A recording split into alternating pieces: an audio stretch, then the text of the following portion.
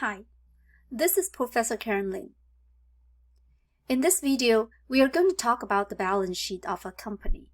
Let's get started.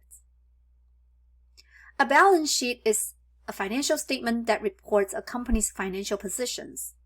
I'll explain what financial positions mean in a minute. A balance sheet can also be viewed as a snapshot of a company's financial status as of the date when it reports.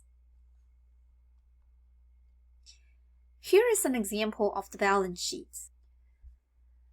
There are a couple of different sections of the balance sheet we are going to introduce. First of all, the balance sheet would report the name of the company, the title of the statement, specific date of statement, and the unit measure. For example, La Nature's Inc. is the name of the company which the financial statement is about. And the name of the financial statement is called the balance sheet, which is the focus of this video.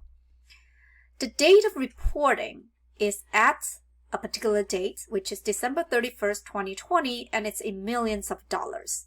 Now, this is very important because you need to know whether it's in millions or in thousands or in tens. Underneath the title is the balance sheet of the company. Usually 3 parts in the balance sheet: assets, liabilities, and stockholders' equity. Assets are something we call resources. Assets are resources controlled by the company. So these are different features of assets. It has to be resources. It has to be controlled by the company. All right, now your question may be, what do resources really mean? Resources are the things that the company needs to run its operation. For example, if you're starting a bookstore, what do you need? You need the cash, the books, shelves, furniture, whatever, and you may need to hire someone, right? So these are the resources that you need to run the day-to-day operation. In this example, we will see that the company owns cash, accounts receivable, which means the money that we are going to receive in the future. Inventories, which means the things that, like books, are inventories that we are going to sell in the future. And property, plants, and equipment are, say, the land, the building, and the equipment that the company owns. So altogether, assets added up to be $527.4 million. Now pay attention, these are the stuff or the things that the company needs to run its company. We call them resources. To be able to list it in the balance sheet, the company needs to control those assets. The second part is the liabilities and stockholders' equity. Now remember, in the first part of the lecture, we talk about how are the companies funded. They are funded by the creditors, such as the banks, lenders, right? Those are borrowed resources. So we call them liabilities. Liabilities means something that we need to pay back in the future. So those are borrowed. And the second part that the company could fund itself is from the stockholders. So shareholders provide funds by purchasing the company's stocks. So liabilities and stockholders' equity, they should add up to be assets. In other words, the stuff or the resources the company needed are funded by 2 parties, the creditors, which means the liabilities, and the stockholders, which is reported under the stockholders' equity. So the whole balance sheet is basically reporting, as we said, the company's financial positions, which means on this particular date, December 31st, 2020, how much resources we own on this particular date, and how are the company funded to obtain those resources. So you could see assets always equals to liabilities plus stockholders' equity because they are the 2 sides of the same coin. Now let's take a closer look at the balance sheet. First of all, you will see under each category, assets, liabilities, and stockholders' equity, there are a couple of different accounts. Later in this lecture, I'm going to talk about how we classify different accounts. But right now, you only need to know these are different accounts listed under different categories. The next question is that why are they listed in the way they are in this financial statements? First of all, assets. Assets are listed on the balance sheet by the ease of conversion to cash. So for example, cash is just cash, so it's listed on the top of the financial statements under the assets. And then accounts receivable means the amount of money that we are going to receive in the future. These are usually short-term trade credits that we give to other companies or other individuals. For example, if I sell a book, but I didn't get the cash yet, I'm going to receive in the next month or next week from the person who purchased the book, I would put it under accounts receivable. So these are usually short-term and quickly will be turned over to cash. So we list accounts receivable underneath cash. Inventories are things that we are going to sell in short future. So we will list inventory underneath accounts receivable. Finally, land, plant, equipment, and so on and so forth. These are more long-term assets, so they are listed underneath inventory. So you can see assets are listed by the ease of conversion to cash. Liabilities. Liabilities are listed by the due dates, or what we call maturity. So for example, accounts payable are things that we are going to pay in the short-term future. And notes payable to banks are usually longer term. So we list them the way that they are. In the stockholders' equity section, we usually report common stock above retained earnings. There are more items underneath the stockholders' equity, but in Chapter 1, we only focus on these two items. Now, my students always ask me, how do I know the structure? In Chapter 1, I suggest that you just remember assets are listed on the balance sheet by ease of conversion, liabilities are listed by maturity, and the stockholders' equity are listed in the order of common stock and retained earnings. Pay attention, total assets always equals to total liabilities plus total stockholders' equity. You will see there are single lines beneath a number. For example, total liabilities has a single line above it. This means total liability is a summary of accounts payable and notes payable. So these two items added up to be total liabilities, we place a single line beneath it. For the grand total, which means total liabilities and stockholders' equity equals to total liabilities plus total stockholders' equity.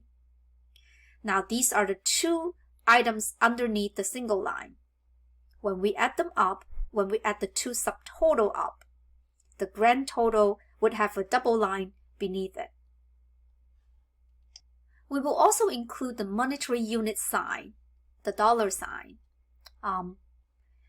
besides the first dollar amount in a group of items and by the group total. So this is how the balance sheet would be structured. So here comes the basic accounting equation, assets equals to liability plus stockholders' equity. Again, assets are economic resources that owns by the company. Liabilities are financing from the creditors, and stockholders' equity are financing from the stockholders. Liability plus stockholders' equity represents how the company funds the assets. So the basic accounting equation refers to the company's financial position, that economic resources the company owns equals to the sources of financing for those resources. So how do we use the accounting equation?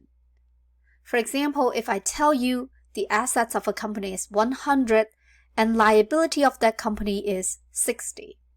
What that means is that a company owns $100 of resources, which is out of which $60 are funded by the creditors. Now I'm going to ask you, what is the stockholders' equity? Now, knowing that assets equals to liability plus stockholders' equity, you will be able to solve this equation and find out this number actually equals to $40 because 40 plus 60 equals to 100. Your homework may reflect the use of this accounting equation. Finally, let's take a look at a real-world example, Tesla. Balance sheets or any other financial statements that we are going to cover in this chapter are mandatory for listed companies, which means companies that issue stocks in the capital markets. So companies that are listed need to provide financial statements to the SEC in a timely basis. So how do we find the balance sheets? We could either click the website where we find if I click that, I would find the SEC filings of Tesla. You can see there are different types of filings, for example, 8K, 10K, 10Q, and so on. Now, we are going to look at the balance sheets. So balance sheets are in annual or quarterly reports, which means a company, I'm going to search for 2022, apply filter, you will see the 10K and 10Q that the company has. Now 10K means annual reports. 10Q means quarterly reports. You will see a company provide 3 quarter reports and 1 final result annual report. Another way to find out the financial statement of Tesla is by just search on Google. If I search on Google Tesla 2022 10K, 10K is annual reports. You will see you can obtain that from the SEC's website, right? Or that this is what I just showed you. So let's go to the SEC website. So if I scroll down here, item number 8, you will see financial statement and supplement data. So when I click that, it takes me to the balance sheet of Tesla. I cut and paste Tesla's balance sheet here. On top of the financial statement, it says Tesla, Inc. Consolidated balance sheet in millions. For now, let's ignore the term consolidated. The term consolidated means it's a balance sheet for Tesla and its subsidiaries. So for now, let's just treat it as a balance sheet. 2 columns of numbers are reported. These numbers belong to different years, and they are listed side by side for comparison purposes. The first category is assets. Assets are listed in the order of liquidity, which means the ease of which can be converted into cash. You will also see liabilities category and the equity category. You will see total liabilities and equity 62131 is the same as total assets. Now there is a little complication in this because it's consolidated financial statements.